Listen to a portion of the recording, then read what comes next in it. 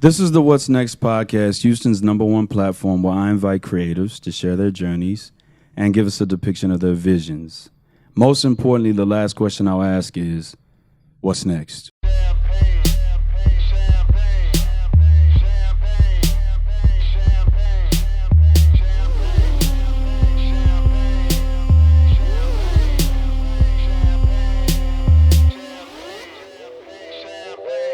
Houston, Texas, welcome back to episode number 50 of the What's Next podcast, a production of Still Visionary, Inc. I want to first and foremost say it's Black History Month. It's Black History Month. I want to say, I want to get a couple of birthday shout outs before we get started with the episode. My nephew and my brother-in-law had birthdays today and yesterday, respectively. So to Michael, Clarence Eugene Farmer III, happy birthday, happy 10th birthday. And to Terrence Brandon Farmer, happy 31st birthday. Okay, and my sister-in-law's birthday is on the 14th. Oh, and my homegirl from the Southwest Side, Randy Horn, her birthday is today as well. Nice. Happy birthday, y'all. Any shout-outs for y'all? Oh, my Aunt Doris, happy birthday. Okay. No birthdays. Just power to the people month. Absolutely. Okay. No birthdays from me. I don't know the February birthdays. Okay. And I want to go here from there. I want to say, because it's been heavy on my mind and my heart, I want to say rest in peace to who I consider one of the greatest to ever have graced the game of basketball, Kobe Bryant. Yeah, Definitely. I want to say rest in peace to his daughter, Gianna Bryant, and the remaining 7 victims of that horrific helicopter accident last week Sunday, exactly a week from today. Yes. So it's been on my mind. I've been thinking about it a lot. How life is so precious. Absolutely. And one day you're here and the next day you're gone. So to their families, man, my thoughts and prayers go out to you all. Absolutely. Certainly. So like I said, this is the What's Next podcast, Houston's #1 platform. This is episode number 50.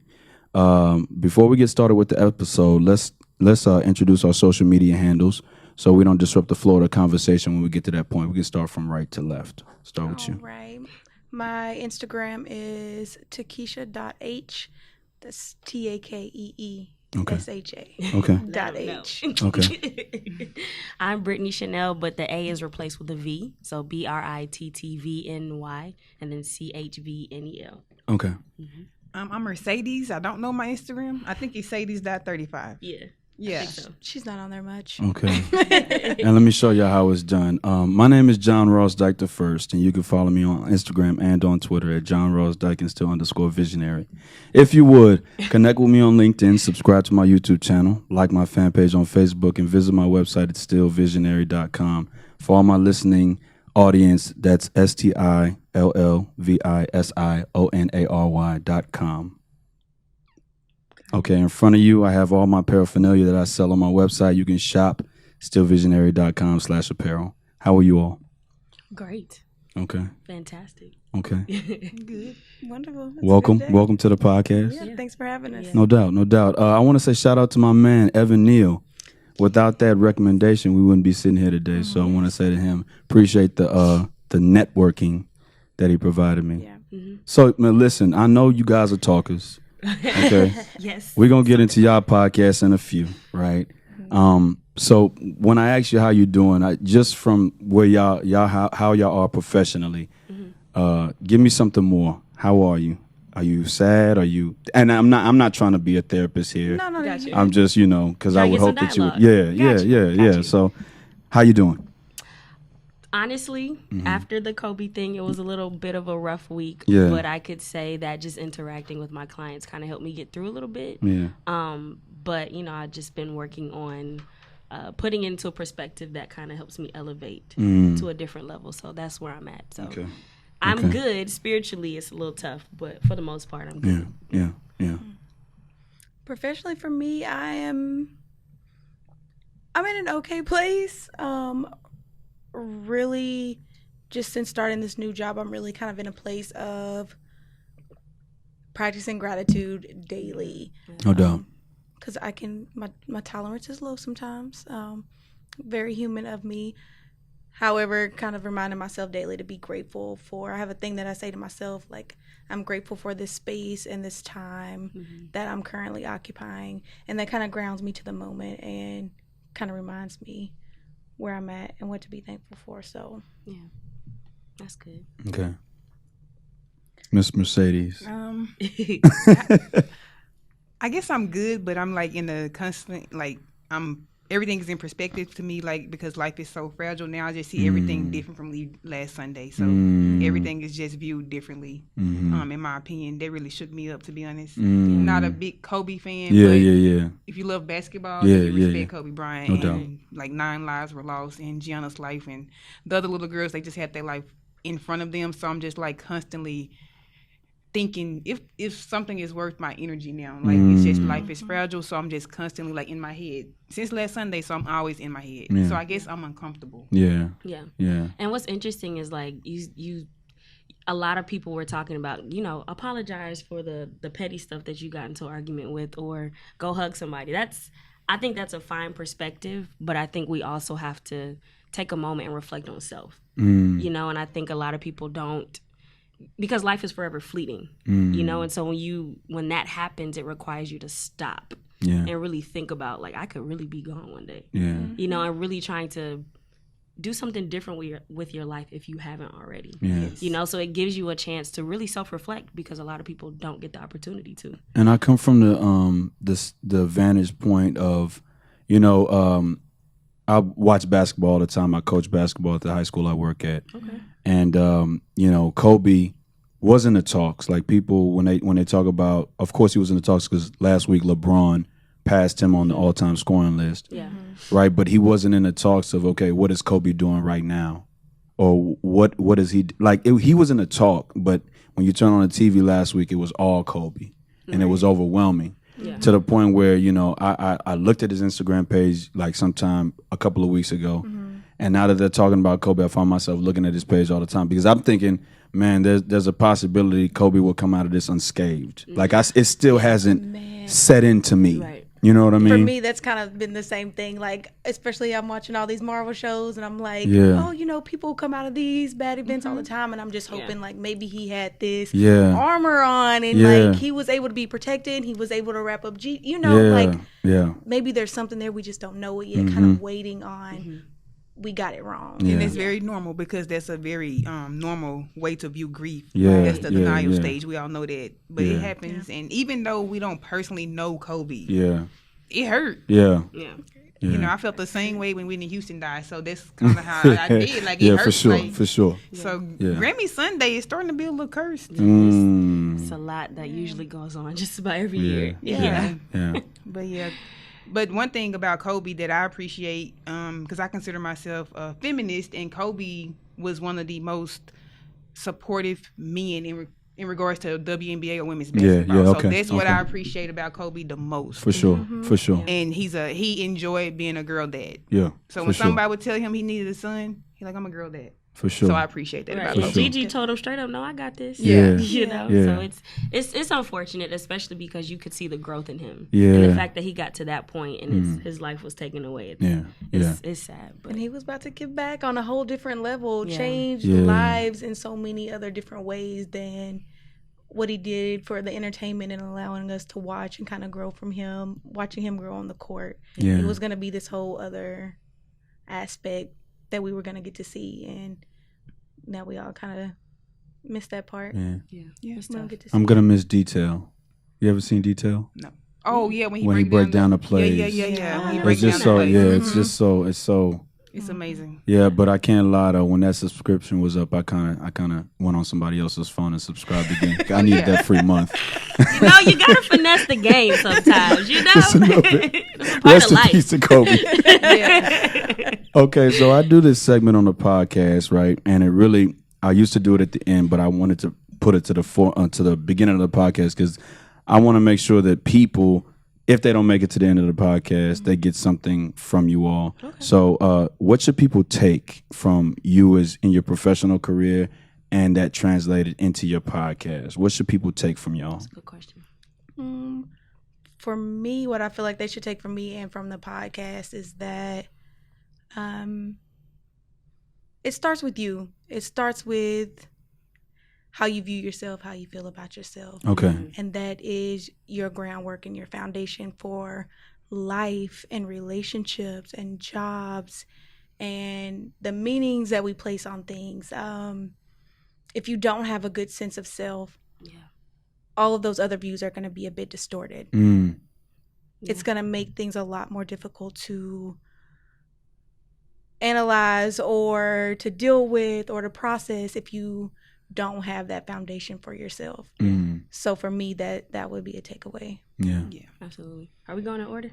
Listen, whoever want to, So yeah, that's a good point. I think that we all kind of have the same mindset when it comes to you have to get to know yourself, and we operate from a stance of be true to yourself. And so if you're not true to yourself, if you can't spend time with yourself, if you don't know yourself, it's like impossible for you to get to know other people and for other people to get to know you. So I think that's why T.D. Jakes had a sermon. He was saying people are so tired because you are out here pretending to be somebody else. And it's heavy. Definitely. Yeah, get to know yourself. That's my thing. Nurture yourself, all the pieces of you, your mental health, your physical health, your intellectual health, all the pieces of you need to nurture those pieces. That's what I tell people. That's my whole motto. Like get to know you on all levels. Because if you're carrying around your view of yourself that you haven't fully accepted, but then your mama's view or your cousin's view and your partner's view, that will get heavy. It's exhausting. You're trying to be true to all these other different sides, and you was just underneath it all, not shining through, and you trying to carry all these other roles. Now you said you don't talk a lot, and look at you. Go ahead. Warm up to it. Warm up to it.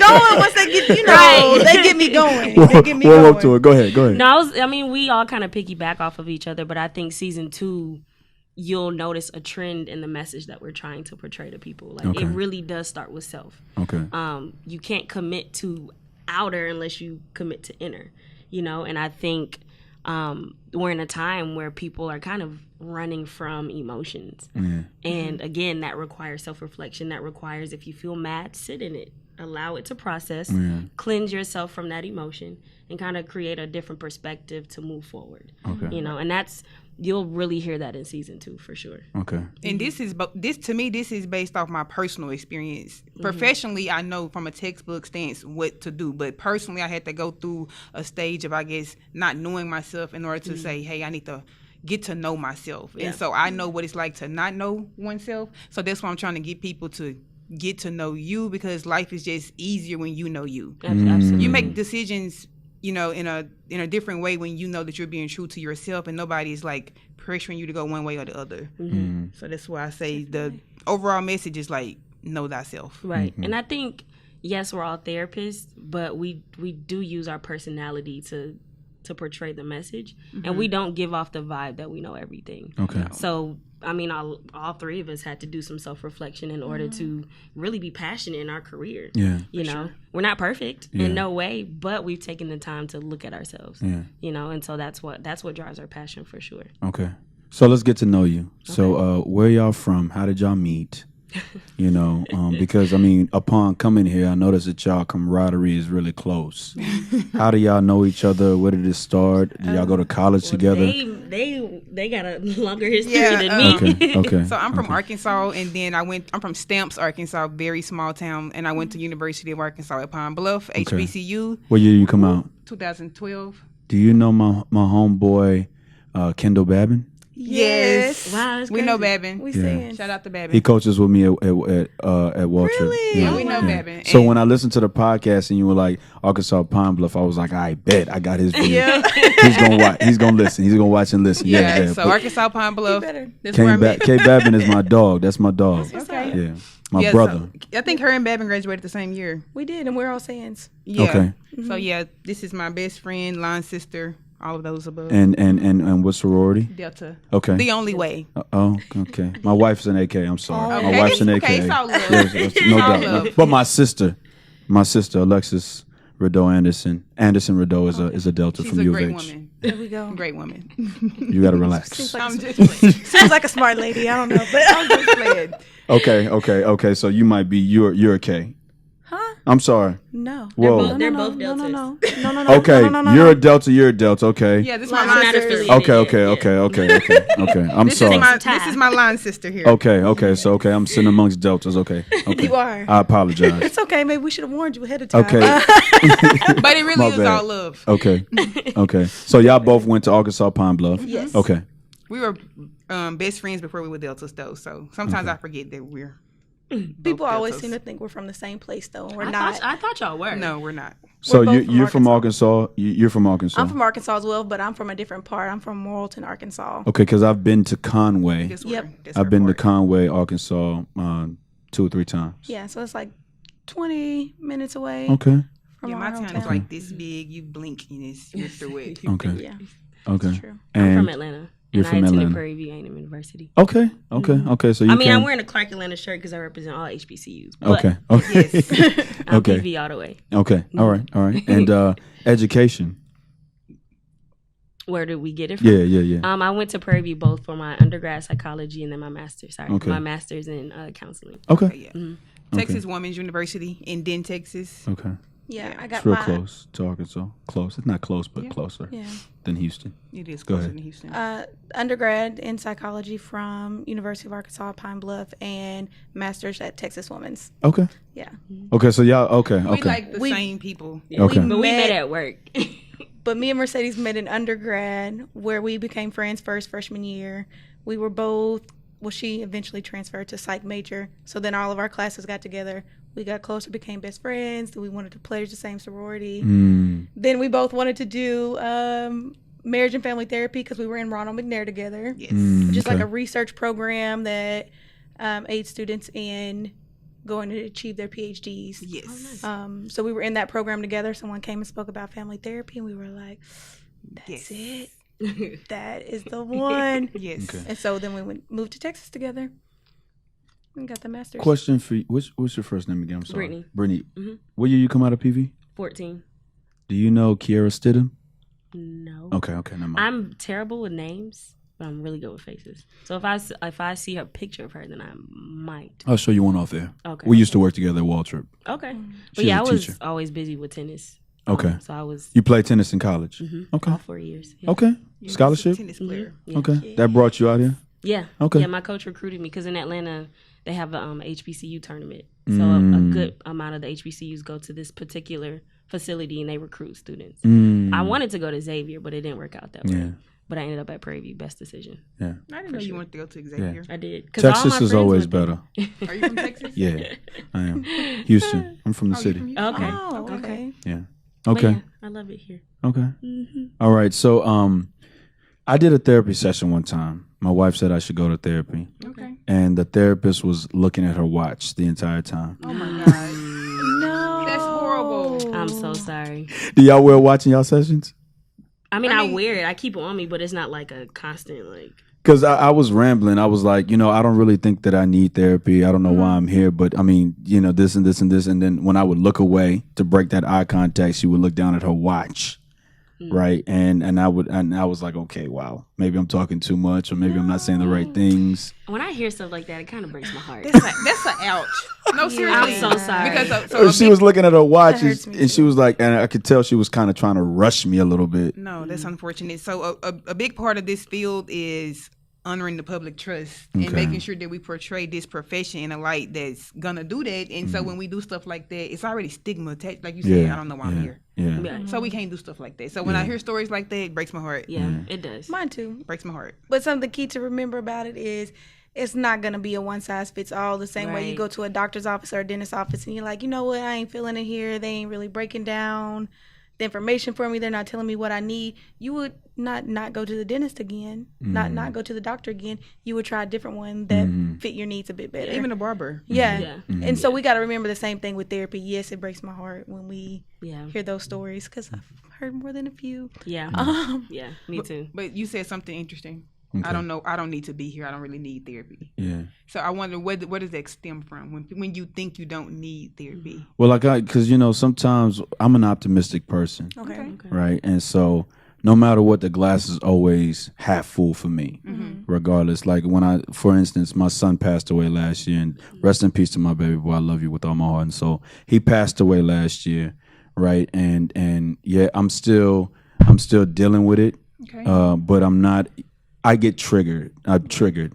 You know what I'm saying? So, life, like with Kobe. So when Kobe passed away, it all started. I was just like, Jesus, why is it happening like this? He was just, trying to do best for his daughter, trying to get them there, and he passed away. It's just so unfortunate. Then I started thinking about my son and what Vanessa's gonna go through, and the Artabellis, if I'm saying the name correctly, are gonna go through in burying a child, because it's never easy. Right. And so when I was talking to the therapist, I was just like, I kind of felt like I'm above therapy.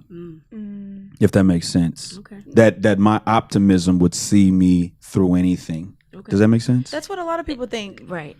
So, not to say that it's right or wrong, but a lot of people have those thoughts. But I think you made an important point when you said I still have triggers. Yeah. Because we all have triggers, no matter how optimistic we are, no matter how much we see this glass half full, we're all triggered because we're all human, and life doesn't stop, and life is hard. So therapy isn't you need to be fixed. There's a problem. Right, exactly. Here's a pill. You're healed. It's more of a open space where you can go to identify those triggers, to process maybe how you feel at that moment. What that experience of being in that triggering moment was like for you. Right. And so you can have an idea of what it means for you, and then maybe even how you can deal with it so that it doesn't begin to step into those other areas of your life. Ultimately just giving you tools to get through that. Yes, it's a conversation, but like you say, you know what the triggers are. Just a matter of getting through that. And if you have the right fit with the therapist, you can kind of figure out, because we all have those internal strengths. It's just a matter of pulling from them. Right. And you said you're optimistic, so it was going to see you through. So if you broke your toe, you would go to the doctor. Your optimism. You wouldn't say my optimism is going to see me through. I probably would go to the doctor. Exactly. So in order to decrease that stigma about going to talk to somebody, we have to treat that mental health side of ourselves just like we treat the physical side of ourselves. Absolutely. That's why I try to get people to understand it doesn't mean you are weak. Right. I think it's very strong of a person to go share something so intimate with a stranger and try to allow that person to propel them forward in the next level. Not that they're going to be the expert, but they're going to let you know that you're the expert at your life. Yeah. And all you really need to do is have a safe space to process what's going on up here. That's all it is. Yeah. It's really obvious. Because safe space. And when we don't go to therapy, sometimes we don't process the things. We just see the things and we're like, it's okay, I'm going to be optimistic about it. I'm going to just keep going. And you repress it, and then it does show up at work, or then you are triggered at really kind of inconvenient times when you're not able to do the things that you need to do. Or maybe, not just your situation, but our partners, maybe they are not in a space where they can help us process it. So maybe they need for you to kind of deal with you and find a way to process it yourself so that they can do something on their end. Like you said, it's just a checkup, though. It's just something that we kind of all need is that safe space. Yeah. You mentioned it y'all mentioned it rather on your podcast, so I guess I'll just ask the question again because everybody hasn't heard the podcast, so we'll dive into that in a few. Okay. Do you think therapy is for everybody? 100%. Definitely. Yeah. Okay. Yeah. Do I think you will find the right therapist the first try? Not always. Yeah.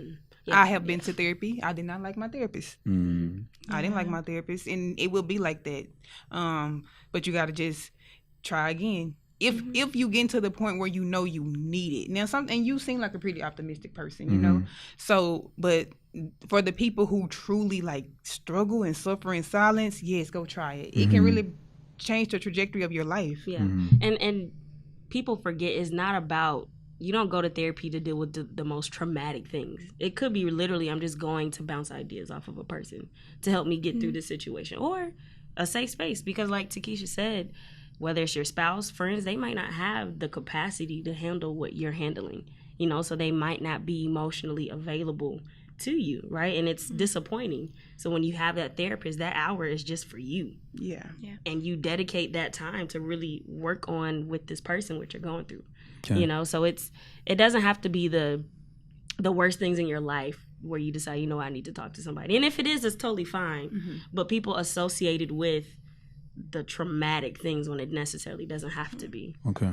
But even if you have a supportive circle, that's still therapeutic, right? And not therapy, sure. Right? It's a big difference because I wouldn't come to you to pull my tooth out. Yeah. You know what I'm saying? Yeah. I would go see a professional. Right. So I can come to you and say, I got a toothache. You can give me some oral gel or something, but that's about all you can do. Yeah. Right. You Yeah. can provide a little support, not too much. Right. But I mean, I know a friend who went to therapy because she just said like this thing did happen, but she said I moved on from it pretty good, and I thought I would, I was doing okay. I was living. She said, but was I doing too good? Let me just go to talk to somebody, make sure I got out anything that I needed to get out, and that was all she needed, just to kind of check in and make sure that we're not repressing anything, to make sure we're not holding in any resentment or regret or guilt, because those are the things that we push away. Yeah. But kudos to you for trying it, though. Yeah. I'm going to go back. Okay. I was going to ask, I hope you go back. Because, the job gives us free whatever. That's what I was going to say. Was it through EAP? I don't know. None of that. I have no idea. If it was through your job, maybe that's why it was like that. Yeah. But I would say, and it's also good to interview your therapist. Okay. Some people do have their little select 5 that they want to go to. Yeah. Unfortunately, might not get the best vibe, but I wouldn't say stop, trying, because it's the same thing with any other doctor. If they telling you some BS and you're like, that's not what I'm here for. Right. Or they don't touch you and you got pain on your shoulder and you just give me this prescription. You ain't talk to me about nothing. Yeah. You just took my money. Right. That's true. So it's not a one size fits all. Yeah. So creativity comes from experiences. This is where we delve into the your tone changed. We finna get deep up in here. This is where we delve into the on the couch podcast. Right. Yes. Creativity comes from experiences, right? And what I mean by that is it was an experience in my old podcast, and pardon me, and ending that chapter that brought about this chapter. Okay. Right. So when I say that, I want to know, what was the moment where you said, okay, as therapists, we need to create this? That's a good question. I am a avid podcast listener. So am I. Okay. What are your top 3 podcasts? Really quickly. Okay. On the couch. Can I count mine? Yeah. Why not? Why not? Super Soul and then The Read. Okay. The Read is just a podcast that talks about pop culture, just to get some funny stuff. But like I said, I'm an avid podcast listener. Okay. And we have deep conversations all the time. Yes. And I'm like, somebody needs to hear this. And so I just presented it to them because we know there's a gap in between like the community and us. And a lot of times people don't know that it's readily available. They just don't know where to look. And because we're women of color, we're trying to change and try to build that trust, with the community. And so that's kind of how we started. And we've gotten some really good response from that. People started doing some self-work. Yeah. And we're really not, it would be great if we had 15K followers, but somebody told me you're going to get the right people to listen. Yeah. And we have. And we've gotten really positive feedback from that. No doubt. So I wouldn't pick a better team, honestly. Okay.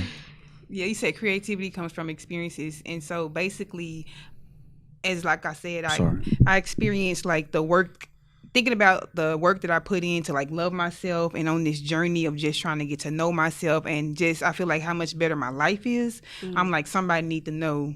I wanted to motivate somebody to do the self-work, and the podcast gave me the platform to like reach people. And like she said, not a lot of people, we don't got a lot of listeners, but from the people that do listen, they're actually out here like, hey, I did that. When I go home to my hometown, somebody will see me at the grocery store and they'll say, hey, I did that. And when they say they did that, they mean they went to go talk to somebody. So that makes me feel good that people are actually like taking what we're saying and applying it to their own lives, because that's the goal. I want Black people and brown people to take care of their mental health.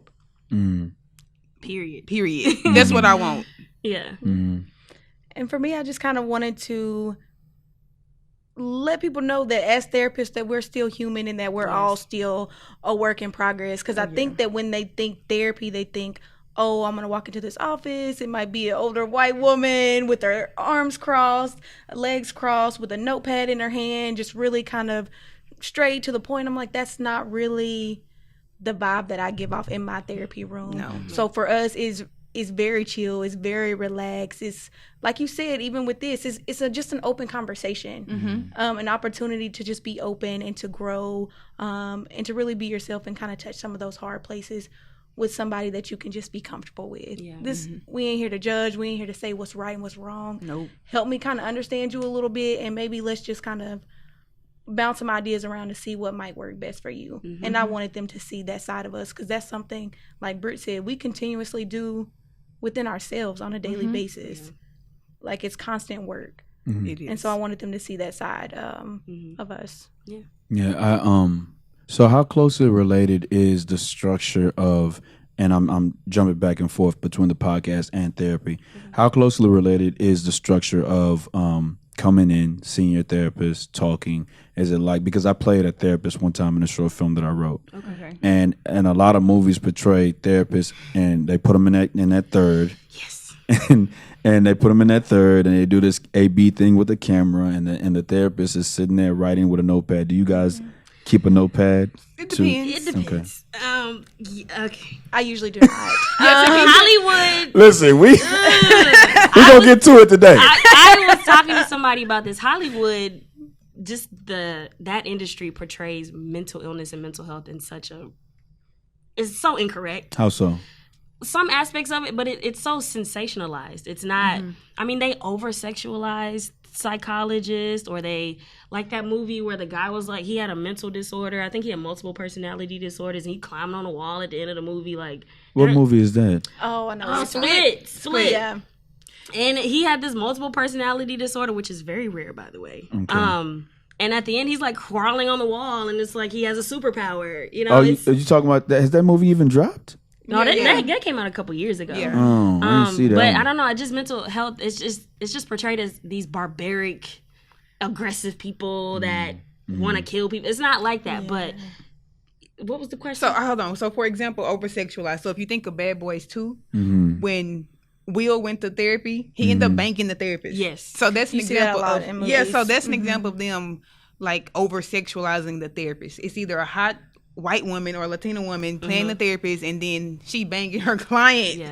Which is unethical. So are you saying that won't happen in real life? No, I'm not saying that it won't happen. Actually, let me be honest. I've read because in my supervision we talked about that. There are a lot of reports of some therapists who take advantage of the client. Yeah. Unfortunately, that's what happens. Yeah. It's been reported. They lose their license. They get sued. I mean, there's OBGYNs sometimes touching so it's not like it's not a real thing. But as far as it's so interesting that you asked that question, because my supervisor asked that yesterday. I try to use my personality while also still holding on to some of the structure. Yes. Because you're not just coming in and we just using this hour for you to just talk about anything. We got to add some structure. We got to break the issue down if there is one. But I try to make my clients laugh a little bit, and because you already coming in with something heavy. I'm just here to help you open that book bag and take something out of it. But you need to gain something from it. Right. So I can't let you ramble because you're paying me. So I need you to gain something from this hour. So I do have to challenge you a little bit and things like that. But it's very chill. What do I do? Do you dress like this? I dress like this. Okay. I have T-shirts on in the therapy room. My therapy profile picture is me in a T-shirt. Okay. On professional marketing sites. I'm in a T-shirt. Yeah. Okay. I mean, I don't have my private practice yet, but when I do, I will probably just be in a chill. Yeah. Okay. Chill attire. Okay. For me, it depends on the day.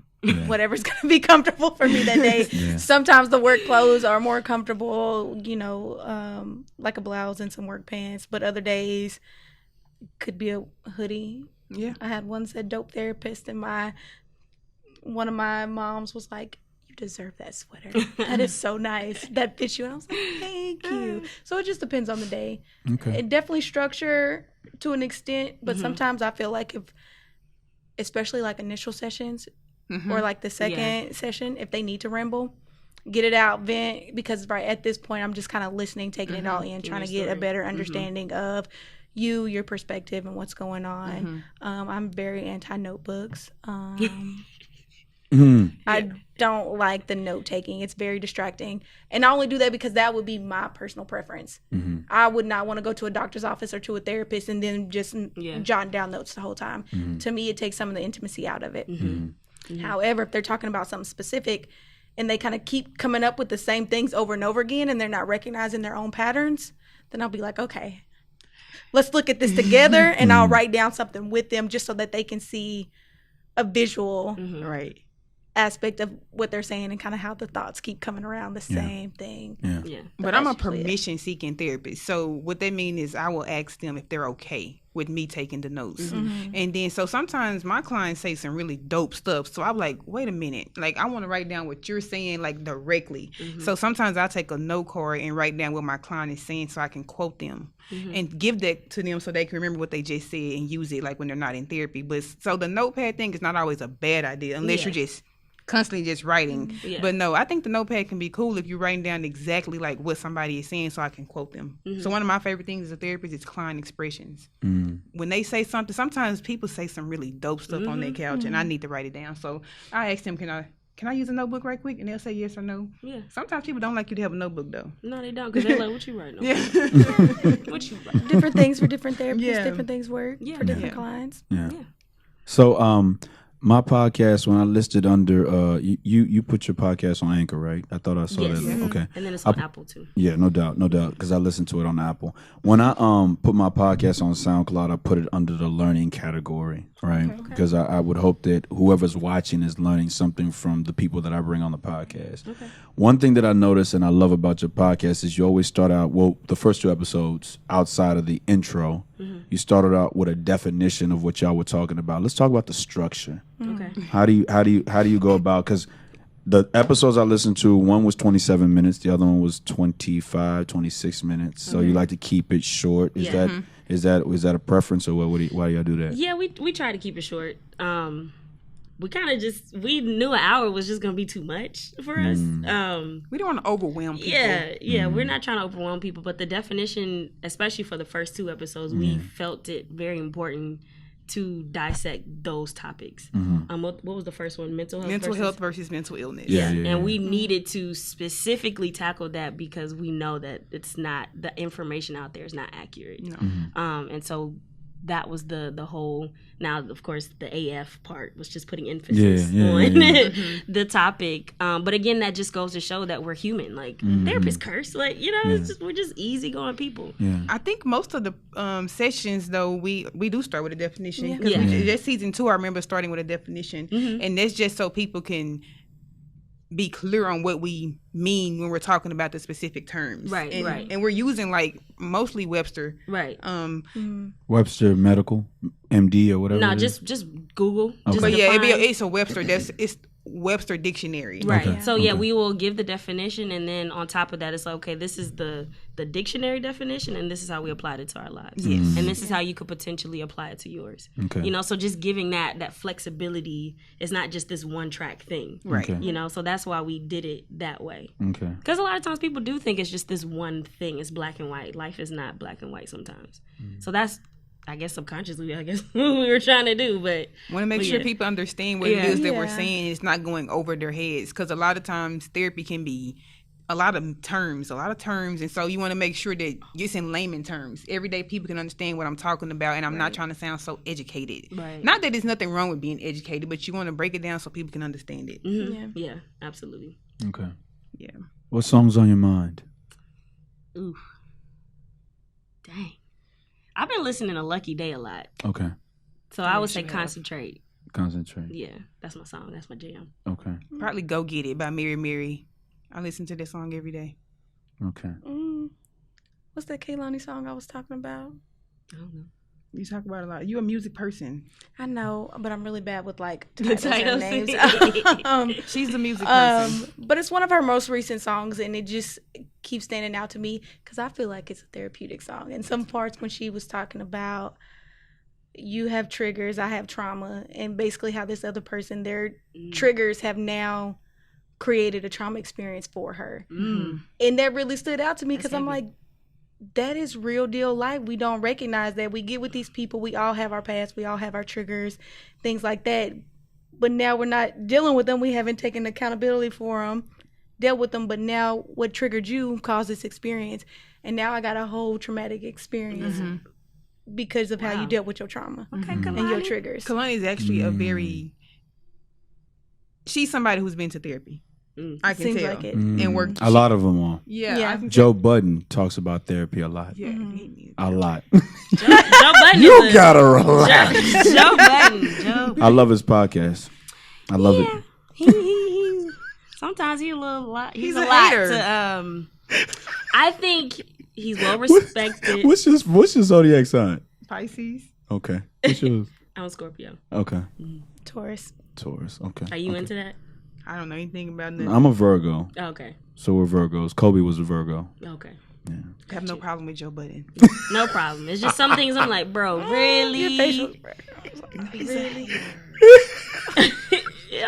I mean, he literally told Lil Yachty, "Why are you so happy? Right. You can't be happy That's every day." old Joe. That's old Are you Joe. sure? That's old Joe. You sure? You I talking feel like it about- was just yesterday. You talking about when he was on Complex? That's Okay, so old that's- Joe. yeah, that's Joe right there. Yeah. I don't know. I don't listen to his podcast, so I ain't gonna say nothing else about it. I love it. But Okay. the song that's on my mind, I'm gonna go Joe Budden, Dumb Out. I'm gonna go Dave East featuring Teyana Taylor. I Need a Sign. Have you heard that record? I haven't. Okay, I'm gonna go that, and then I gotta go with Pat Barrett again. My Way, New Horizon. Have you heard that song? I have not. Contemporary Execution? Christian gospel. My Way. I It's might a have nice to try that record. one. Yeah, I'm gonna have to listen to that. Yeah. Dumb Out. I Need a Sign, and My Way. I've been listening to a lot of Nipsey Hussle. Yeah. Yeah. What off his album? What record? So the old Nipsey. Okay. So like the That's how I knew. mixtapes. Okay. That's how, Bigger Than Life is one of my favorite songs by Nipsey Hussle. Okay. For real. Okay. Yeah. Okay. So let's get back into the podcast. On the couch, is that correlated to therapy? Just being on the couch? Is that why y'all named it? No. Okay. It wasn't. It was because we spent a lot of time on the couch talking. It had nothing to do with therapy in the beginning. I think I came up with the name just because I was gonna call it On the Porch. On the porch. Were you really? Yeah, I didn't know that. Because you my on the first porch time hearing talking. that. So I'm like, no, because when we be chilling on the couch, I was like, on the couch podcast. But no, it had nothing to do with therapy. That's hilarious. Just a place where people are comfortable, girlfriends talking, maybe with a What glass was of the wine. other one? It was something that had to do with wine. I think we're gonna need more wine or something. It was The wine down. The wind down is what we're going for. But then like our tag is like Sistas in Therapy. So that's us. Okay. Yeah, That be us. that's our group name. Okay. Yes. Oh, our group name. Yes. Okay. Y'all need some merch. We do. We've been told do. that she Yeah. is a t-shirt maker, but he Good. So am I. But you need some merch. We do need some. It's merch. always important to brand. Yeah. You know. Yeah. I was thinking about that. You know, but we could talk about that all off air. you Okay. know. Put Okay. us on game. Okay, no doubt. So 30 minutes. Why 30 minutes? I know y'all said that y'all don't want to keep it long, but sometimes you need a little length in terms of getting a point across. You know, honestly, I think it has to do with time management. We are all three in a doctoral program. So I think it's mostly we have to, record and then we have to do homework. We got homework, full-time Dissertation stuff. jobs, private practice. Yeah. But and you in school, that so. too. But you know what? Even with you can get a lot done if you're organized. And even with therapy, some people are surprised that it could just be an hour. If you're really on top of what you're supposed to do, you could. I mean, I feel like our topics, we kind of go through it, we end it well, and it's kind of, it is what it is. If we go over 30 minutes, it just so happened to go that way. But I think we stay on topic and we kind of get it done. But you don't set a timer and say. No, we'll look at it like, I think we're. Because there's a lot of things you can get away with it not being visual at first. You know? Yeah. Right. When what is being visual, I can't. They saw me do this to you, right? They saw that, but when it's not, when you don't have a visual podcast, so you could almost be like. Yeah. Yeah, like, no hey, girl. because you would see a lot of eye rolling. Yeah. A lot of side laughs Yeah, and a lot of Yeah, there's one. We were laughing a lot. I don't even know what it was. Yeah, and I'm usually like the serious one, and she thinks I'm anal. She is very, very anal, very specific, very just the entire time, and I'm like, I could sense that. Like I said to you, having a drink of coffee. I mean, like, before it's you got here, we just argued about our season 2. So, yeah, I could sense when I listen to the podcast. I know you're just like, okay, we got to get this. This point is important to say. Yes, it's got to be said. Yes. She wants to have 20 pre-recorded before we even release one. But I respect that. Yeah, it's nothing wrong with it. Because that goes along with branding. Mm-hmm. That goes along with branding. That was something in the old experience about creativity that brought me here. Okay. See, people when you talk about forming consistency and being consistent, right? Like I said, this podcast will drop Tuesday the 5th. Is it Tuesday the 5th? I think it's the 5th. Let me check that. I can fact check that right quick. Give me 1 second. Today's the 2nd, 3rd, 4th. No, it'll drop on the 4th at 6 p.m. Central Standard Time, and not a second later. Okay. And it's gotta be like that, you know, because when you're beginning to venture off into something and you want people to tune in, the second it's not there, it's just like, okay, well, oh well, yeah, people can move on. So, go ahead. But if you got, my thing is, if you got 5-10 episodes, you still got a whole 5-10 weeks. Anything in between that time where we can be like, nothing's gonna like. I'm just we don't have no kids. I see what you're saying. I see both sides. At any time, I see both sides of it. Meet up on Friday after work and like, hey, let's record a few more episodes. Like, it wouldn't be a thing. Do you do that so that way you could go back and edit the ones that you have? I am the one who edit the podcast. Okay. How much do you edit? Quite a bit actually. Why are you asking all that? They don't need to know that. Quite a bit. They don't need to know. Like, edit a little bit off the end, a little bit off the beginning. Okay, she hasn't edited. You could tell she hasn't edited before. Yes. That's why she said it like that. But I asked you if you. Oh, can you go into the middle and cut this out? Or oh, can you do that? No, I'm not doing that. Because it's. Okay, look. Listen, I get you. Okay. I get you. Because even still, I'm going to edit. I'm going to chop some. Well, first of all, I don't know anything about editing. This is a job that I got from you guys. But I'm learning. Yeah. So I'm like, I need to get it done so I can. Because I schedule the podcast and stuff too. So I'm like, but it's okay. I'm open to your idea and we're going to do it that way. Yeah. Are you left-handed? Yes. Okay. Well, no, I'm not. I don't know why I said But yeah, you are. I was like, Okay, so let's walk through what session are y'all in season 2? Because I haven't made it that far. I'm trying to catch up. We haven't released it. We haven't released it yet. It'll be 10, right? Yes, it'll be episode 11. Yeah, because we had a bonus episode talking about the LGBTQ community. Yeah, it's gonna come out in March. Okay. For sure, it's coming out in March. We're gonna keep that date. Okay. We don't know the. We'll be all on it. Just let me know. Oh, by the way, I didn't follow you on Instagram, and I'm supposed to have done that. I'm gonna go to the On Couch podcast one. And just. I was saying she didn't say the On the Couch podcast handle. Okay. I'm gonna add that in the beginning of the episode. Okay, cool. So let's talk about when you went into mental health versus mental illness. What was it like preparing for that episode? I was very excited for the episode only because I have recognized that mental health is such a taboo subject and that people think when you talk about mental health that they don't have one. We all have mental health and we don't all have mental illness. So I was like, we need to put this information out there and people really could benefit from knowing that they have mental health, and mental health, those two words need to be a part of everyday conversations, I think. Yeah, absolutely.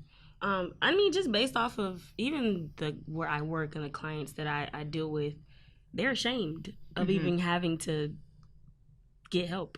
Yeah, they are. You know, and that impact. I mean, they're coming to me, been a client for years, and I was like, how do I stop taking medication because I can't do X, Y, and Z because this person is not on medication. And so it's just very important to educate people because, you know, they listen more to celebrities versus actual professionals. And so when you get the information, not saying that they don't know what they're talking about, but you're not going to find that people are going to delve too much into something that has to do with the physical care unless they have a professional there. And that's the gap. What do you mean? There are a lot of seminars that happen that don't have actual therapists or behavioral health specialists at these events. Like Dr. Oz? You know, he has different professionals to talk about the different areas of the body. But a lot of times they have these mental health events, but there aren't any mental health professionals. Yeah. So the social media coaches, influencers have wellness events or wellness. They call it self-care, but they don't actually have any mental health professionals there. A yoga instructor sometimes is not a mental health professional. I know you being dead ass right now. No, but I like yoga instructors, and it's a form of meditation, which is a great coping skill. But you should still have a mental health professional there to help you give the information out to people. Right. Yeah. Because the trend is people ask all of these questions around what the actual issue is. The mental health aspect. How do I do yoga? How do I go to the spiritual person? How do I go to a life coach? When it's right there, it's like, you can still tackle all these areas, but yet still go to a therapist if you have to, you know? But I think that it's important for people to know what it is. I listen to a lot of podcasts. I get a little frustrated when I listen to podcasts because sometimes I listen to it for a release. And sometimes I don't want to hear about because I do it every day, you know? But there is a lot of misinformation and it frustrates me a lot because they don't necessarily know what they're talking about, you know? And people with a mental illness, they just so happen to have that. It's biological, you know, and they just need medication to help them function, you know? So we needed to do that to educate people. So what's the difference? Answer what's the difference, and then I'll come back because I had another question I want to ask you. Mental Go ahead. health? Between mental health and mental illness. Okay, so mental health is our psychological and emotional well-being. How am I feeling? If I'm happy, if I'm sad. Mental illness is the disorders. Right. Bipolar, schizophrenia, ADHD. depression, ADHD, anxiety. Those are the disorders. Mental health is like physical health. Itself is our brain health. Right. Basically. So when I'm thinking of that, to get back to your previous question of how hard was it or what did we have to do to prep for this, it really wasn't a lot of prep because we were already kind of seeing a lot. With the fields we're working in, we're seeing the mental health diagnosis. We're seeing mental illness daily. But then we were also seeing the mental health of people in our lives and on our social media when they talk about their moods frequently. They talk about their anger. They talk about their sadness. And we're like, that is mental health in general. We all have that. We all experience those emotions. Yes. But people seem to get them confused and they're like, well, I don't want to have any emotions if that means I'm going to have a mental illness, but they're not the same. They're not the same. You still need to take care of the routine emotions, Right. even if you don't have a diagnosis. So, for example, if I am sad, that's my mental health. But if I am sad to the point where it has impaired me to go to work and make a living for myself, it becomes a mental illness. So that's basically the biggest difference is the mental health is how you're feeling right now. Yeah. And what are you going to do about it? That's the, the self-care part of it. But mental illness is the diagnosable disorders of a mental health. Right. And again, it ties into physical health. Like you could have a general cold and then you could possibly have pneumonia, you know?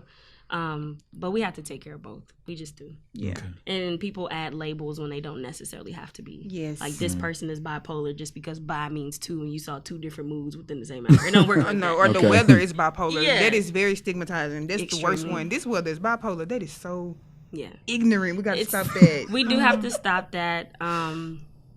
And of course, with us being professionals, it's in the field. It becomes very frustrating. It is frustrating when because you I work see with stuff- people exactly who actually going through this, and it's not easy for them to go through it. No, it's not. But But hey, something I'm very passionate about is us just not being ashamed to have a conversation about our own mental health. right, And every day we feeling something. exactly.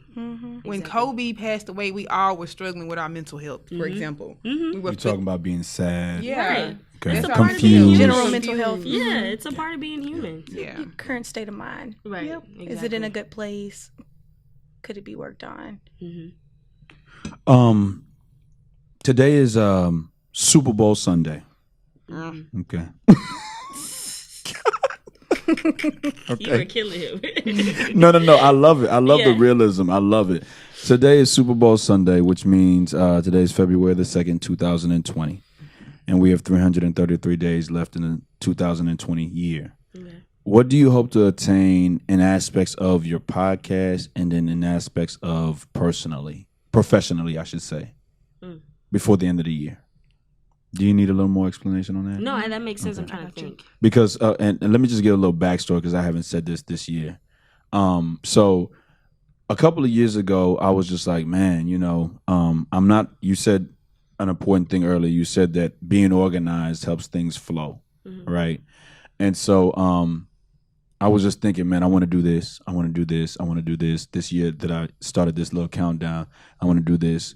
And then at the end of the year, nothing was like, I had nothing, keeping me accountable to that time. Okay. So a couple of years ago, I was like, okay, well, today is this date. How many days do we have left to attain this? And it really started when I started my new company, the new podcast and everything, because I wanted to drop everything January the 1st, 2019. And so at the top of the third quarter, that's when I was really like, okay, well, we got such and such. I got 81 days left. What am I going to do in 81 days before the ball drops to be prepared for this? So when I asked that question, I'm interested to hear what people have in mind to get accomplished before the end of the year. Who wants to go first? Well, for me, kind of like I was telling the girls earlier, and you were talking about in regards to podcast and Put your podcast in professionally. So for the podcast, one thing we want to do is have weekly sessions. Okay. That's one thing. That's one of our goals. Because last year we did bi-weekly. Okay. So this year we want to do more episodes to make sure that we can put our name out there. So that's For the sure. biggest goal for the podcast. For sure. Yeah. No doubt.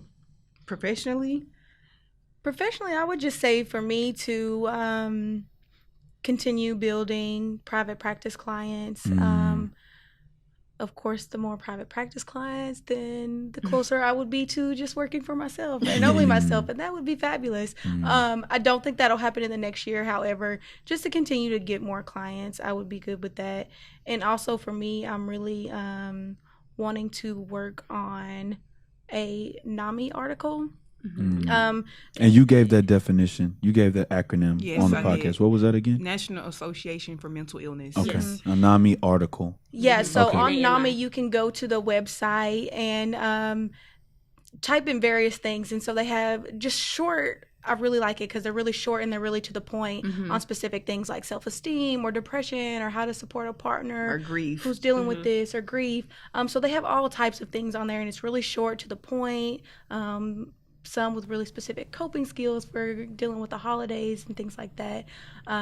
So one of my goals is to really narrow down some stuff about self-esteem in kiddos and submit it to them and see whether they'll accept it or not. Okay. So, Professionally, for me, I'm just trying to soak all the knowledge in from this new position that I'm getting, that I start next week. It's very different, very new, so I'm trying to just go into it with a growth mindset and just soak up all the knowledge and, use that to my advantage, because one day, eventually, I plan to be working for Therapy Matters Counseling Group only. I say that, but most of the time therapists have like 5 jobs. I don't want 5 jobs. I want to be comfortable, and I want to be able to take a vacation when I can take a vacation. Set your own schedule. Yeah, but like we were saying earlier about just kind of life goals in general and what I want to accomplish, it's less so focused on achievements and accolades because I feel like we have been doing that our whole lives. Me and Mercedes have been kind of in this grind thing together since graduating high school, and I feel like we kind of been going nonstop ever since with a master's degree, and I bought my own car, and I finally paid off my car, and we made this move, income steady going up, starting a private practice podcast. I feel like I'm in a good place as far as accolades and kind of achieving some of those things, and a lot more of my life goals currently are focused on me internally, not external accomplishments. Like wanting to kind of meditate more, wanting to do more pleasure reading, just kind of accomplish some things within myself so that I'm always knowing that I'm being my most authentic self, no matter how that changes over time. So I'm constantly reassessing. Does this still make you happy? Are you still good here? Yes, I am. And just really kind of honing in on that. I love that. I get that. For me, I think with the podcast is the same as trying to stay on top of it being weekly and also delving more into the branding part.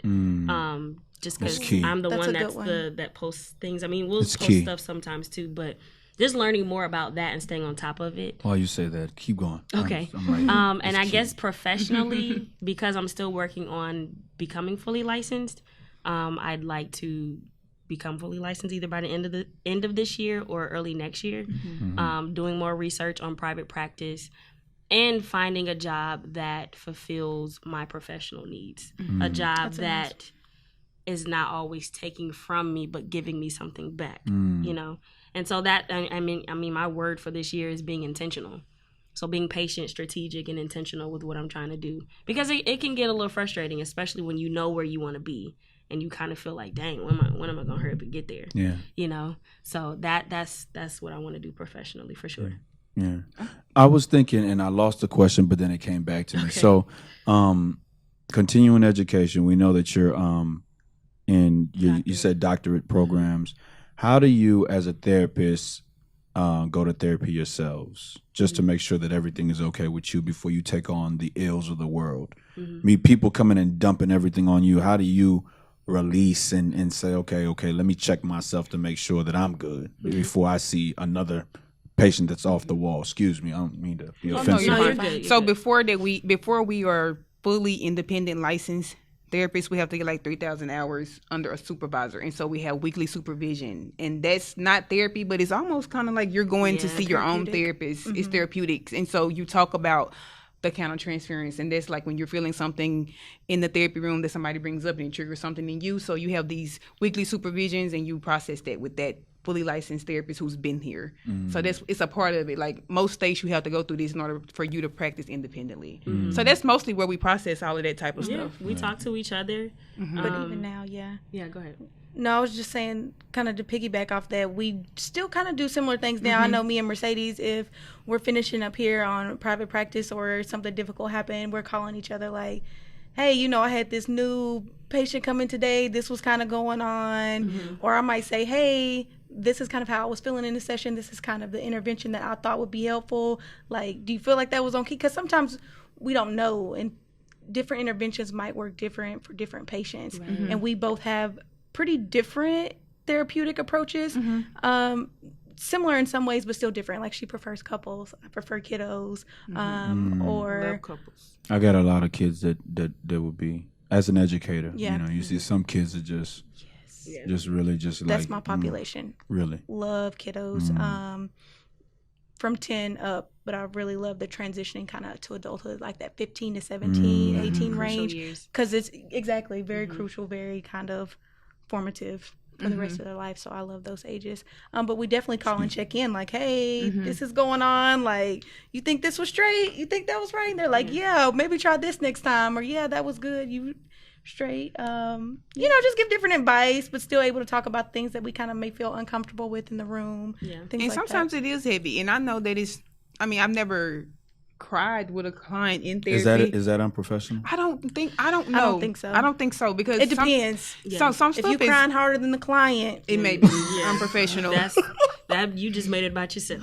But that's not okay. I am not so some therapists are like really like, I guess kind of like yours, like separate from the client. I will sit beside my client and I will, you know, touch their hand if I need to, but I will ask them for permission before I do it. But I just, if it's tough, I say, hey, like that's tough. Yeah. Like, I don't tell them it's gonna be okay. That's not my job. This is some tough shit that people come in the room with sometimes, and you know, I just be like, that's tough. And if you know you need to cry, you can cry. And if I need, and when they leave, if I need a minute, sometimes I sit in there and process what they just told me, and I feel it because it, you know, secondary can hurt. Yeah, secondary, you know, pain from people is real. Yeah, and we're in the field for a reason, because clearly we care about people. Right. Yeah. So when we hear about like the tough stuff, the traumatic stuff, like it's heavy. It hurts. We hurt for them, almost like a empathic type of way. Like, yeah, we feel what they're feeling in that moment. You can see the raw expression on their face, and so some of it does come onto you, and you do feel it, and you do have to sit there with them in the moment and just acknowledge that it hurts. And then for me, I validate that experience, and then I kind of, even if we both have, you know, a little few tears going on, I'm still like, hey, but you're here. You know, you recognize that you needed help, and here you are. Like,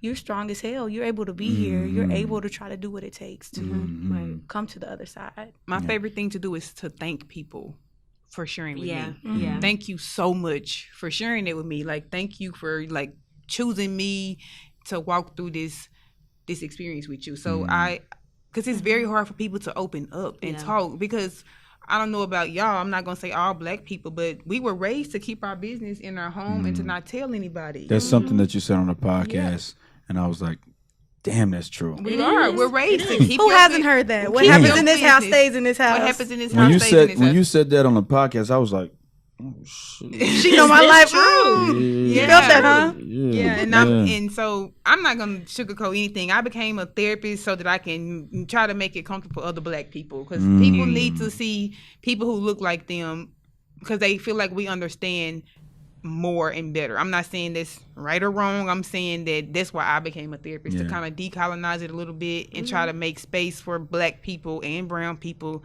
to go talk to somebody. We have to break generational curses. Absolutely. Absolutely. And a lot of people want to hear, they want to know that they're being heard, you know, and understood. Heard and understood. Definitely understood. I mean, I wouldn't pick a different field, honestly. Like, I love having a good session with a client. They gain something from it. I mean, not all the time is going to be a positive one, but you want to make sure that the client not all positive. got something from it, because obviously something is bothering you. You came in with this mood, and I'm hoping you got something different from it, you know?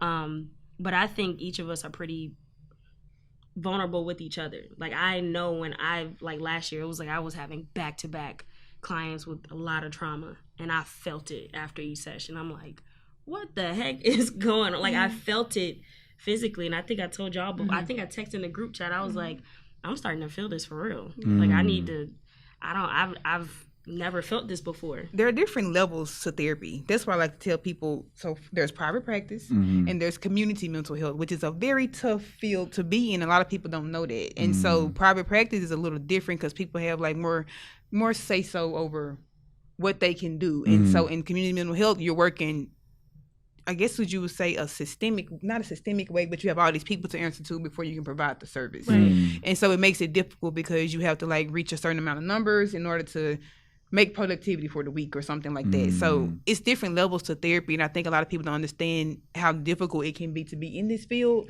and how burnout it can be. But you're an educator, so I know you know. So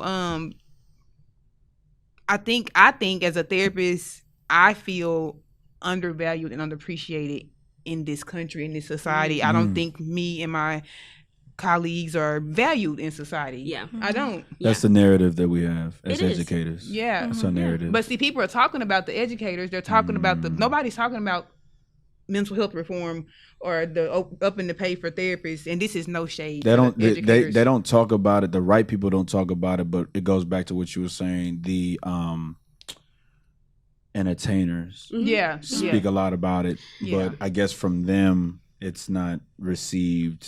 I would say, I don't want to say because and I know you don't rock with Joe, but Joe talks all the time about it because in his music you could hear it in his music. I didn't even know Joe still made music. No. I'm just saying. Well, I'm a fan of his. Does he still make music? No, he doesn't. Okay. He doesn't. That's what I'm saying. That's what I'm saying. When she said Yachty Complex, that was years ago. He's transitioned since or transformed since. People need to grow. Yeah. So he's grown. But drastically. Check But Joe in his. out. When I was, I guess this past a couple of days ago, I was in my mood, right? And when I'm in my mood, I go straight to his music because it just it helps me focus, right? It's a great outlet. So in his mood, he always is into depression or was talking about depression, suicide, stuff like that in his music, right? And I forgot where I was going with this point. Can you help me? I forgot where I was going with this point. I forgot what you were saying. Or we were talking about the whole point of celebrities saying, and so, but he always talks about reform, that artists need it, that people need it, because that's one thing he references all the time. I went to therapy, and I started saying what he said when he got from therapy to my kids. You got to start with love, is what he always says on the podcast. So maybe I need to go check out Joe. Nice. Yeah, just maybe one or two, but it's a music podcast, so you might like it. No, if you're not a music, music. Well, I think you should. Go ahead. Okay. I think you should. I might check it out.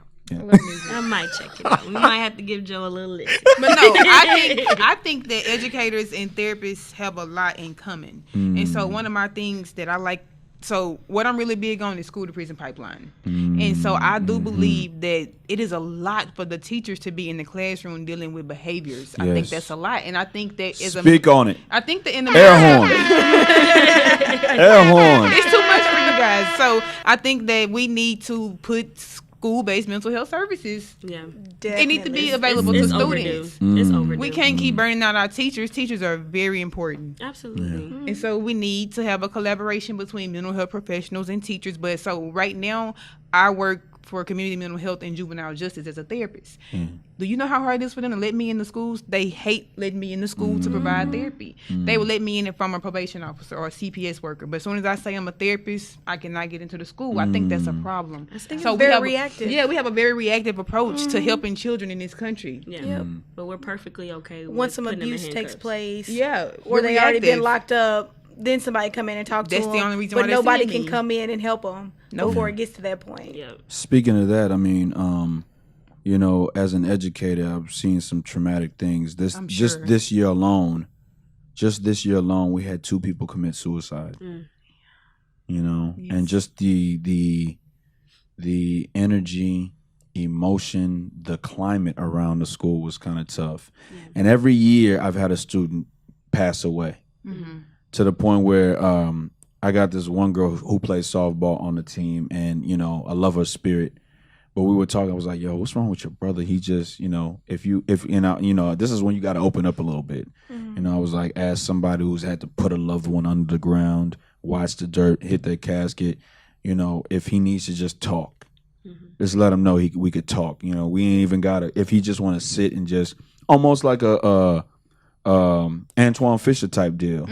What y'all think about that movie? I love that movie. That movie touches on so many deep things. That's a good therapy movie. Yeah, it is. Yeah, I wanted to ask you your top therapy movies. We had to watch that movie as a part of our graduate program. Yep. Yeah, so there are a lot of therapy movies, I think. So as a clinician, I now go back and look at most movies differently sometimes. I don't try to. But you can't help it. But I can't. So, for example, Precious, I never viewed that movie as a therapy movie. But if you go back and look at that movie, you can see the trauma, man. The trauma and her dissociating. It's a lot. But Antoine Fisher is a good one. But there's one called with Frankie and Alice with Halle Berry. I haven't seen that one. That one is based on like true like mental illness and trauma, but that's a deep one. But Antoine Fisher is a good one. It is. I love Antoine Fisher. It's a really good movie. Is it more Denzel or is it just? It's really a good movie because good point. The trauma that he went through as a growing up into a man, you saw how angry he was. And then he finally meets somebody that's actually trying to help him, but he still wouldn't open up to that until finally he became one within himself. I'm gonna watch that movie. It's in the car. It's a good movie. Now at the end, did the therapist kind of cross the line a little bit? Yes. I think it was different because they were in the service. Yeah. What do you think he crossed the line at? What did he say? I think he said "I love you" or. Oh yeah. In the bathroom. Well, after. And I think he got a real connection to him because he saw what he was struggling with. Yeah. But I don't know if that's necessarily crossing the line. But you do want to kind of have some good. Yeah. I would say it depends on the client for sure. Because I've had kiddos who were like, "Thank you so much for." Still showing up even though like I was being a brat or I was being that and they don't talk to me in session. I'm like, okay, well we can still, you know, I'm gonna color while you color and we'll just sit here today if this is what you need today. And they show up next time like, thank you. Do you guys I love you showed up. Do you guys have top therapy movies? Because I watched one yesterday on Netflix on Friday because I love couples. So Netflix had this movie called A Marriage Story. It's actually a really good couples therapy type movie. Now, of course, it's a little corny because of Caucasian cast, but I saw all the dynamics. Just cause. Yeah. Like it had to be corny because. Not corny, but we probably like, they going through that. But no, it's like real issues that couples face. And I'm like, this is actually, it just shows how people are married and they forget to keep getting to know each other while the person is changing. We're not the same people every year. So if I've been with somebody for 10 years, I'm not going to be the same person I was 10 years ago. We have to keep getting to know each other. We got to keep falling in love over and over again. And they forgot to do that. And the marriage was like... I don't think I have a favorite therapy movie. I don't think I have a few. I know Antoine Fisher is one of mine. Yeah, Antoine Fisher is a good one. Yeah. Top. I have a list because I think I vision myself being a professor one day and I'm going to assign movies to my class. I love movies. You would be proactive and starting now. So most importantly, the last question I'll ask is, what's next for the On the Couch podcast for you all professionally? What's next for you? I'm trying to go on tour. No, I'm kidding. But On the Couch I like that. I was like, I like that. I can see us going on tour, doing some seminars, got our Sistas in Therapy t-shirts, and and like really it. talking to the people. I see like myself that. doing that. And Oprah is going to be Speak it. interviewing us, Speak it. asking us what we doing. No, I want to interview Oprah. You think she needs therapy? I don't think she needs therapy. I think that Oprah could benefit from therapy because Oprah is a great person, but I can tell that she try to like do a lot of. She got camera transference, so she do a lot of stuff. I can tell she been through something by the documentary she do or something like that. I can tell that she's been through something. She go to specific documentaries for a reason. Yeah. So I'm like, let's put Oprah on the couch and talk to her. I think she's an amazing woman, self-made. I think she's very vulnerable and she shares a lot. And one thing, she's an HBCU graduate, so I love that. But yeah, I love Oprah. So Brittany wants to go on tour next. Yeah, I'm telling you, we're going on tour, man. So Brittany wants to go on tour. I just want to do weekly episodes and finish my doctorate degree. Yeah. That too. Yeah, How much longer you have? Ooh, we hoping to the end of next year. Jesus Christ. Do you think so? Well, depending on how long. Are y'all doing it together? Yes. We're in the All same three of y'all? It's a sister circle. Yeah. Okay. Sister circle. But yeah, professionally, I just want to keep growing and building Therapy Matters counseling group. One thing we do, we offer, therapy services at a price that won't break people's pocket. Yeah. And they can be a slow build. But I think we take pride in offering it a decent way. A decent price. We don't want people to go broke to invest in their mental health, so we do offer at a lower price than most people would. No doubt. No doubt. But personally, I want to continue to be intentional with my life and my choices, from like food to like money spending. That's personally what I want to continue to do. Yeah. Professionally, for me, I think I definitely want to invest in a trauma training course this year. I've been saying it since I got fully licensed. Like, I want to do a specialty course, and I haven't as of yet, but I would like to focus in the trauma area. Okay. I think I want to go to more networking events, because there was a time where I was kind of questioning myself a little bit with providing therapy, just hoping that people get something from me. But I would like to attend more like networking events or maybe some seminars that way. Just putting myself into a learner role. Yeah. Because it could be difficult sometimes when you really feel stuck with trying to help somebody. Yeah. For sure. But yeah, that's kind of my goal this year, for sure. So I do this thing on the podcast, right? And I apologize for not being prompt. That's something I have to work on this year. Okay. But I had in mind, I knew we were going to do this podcast because Takesha, right? Yes. Takesha and I were going back and forth on IG DMs about when we were going to do this, right? Podcast. And so I didn't do the shirts when we had agreed to this day. I had to do them when I got out of church. So that's why I wasn't prompt, right? I just want to be honest. It's right? okay. Human error is fine. You know what I'm saying? So I have an SVI black t-shirt that I give to only the creatives that come on this podcast, right? It's an exclusive.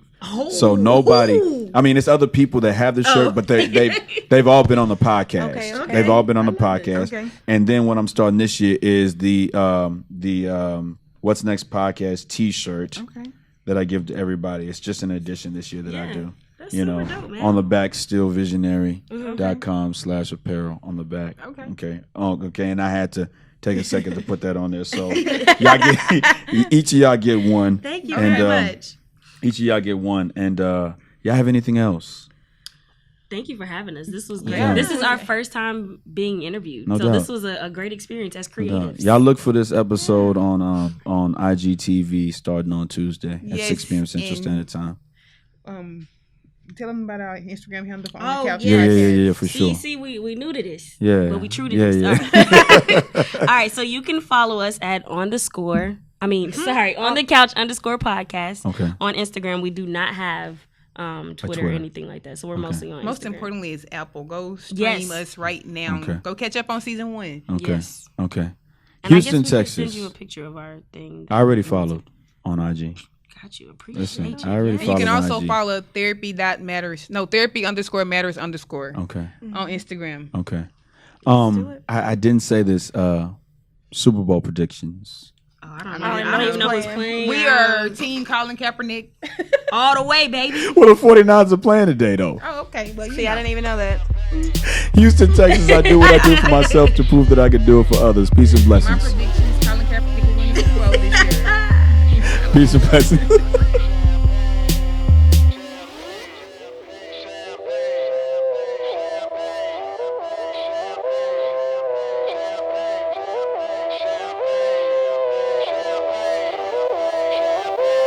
Yo, it feel like 95, Sachi on my body, Biggie, Jigger, Puffy, all that ballin' is a hobby. And I'm wildin' in my wallies, and them valleys, no Pilates.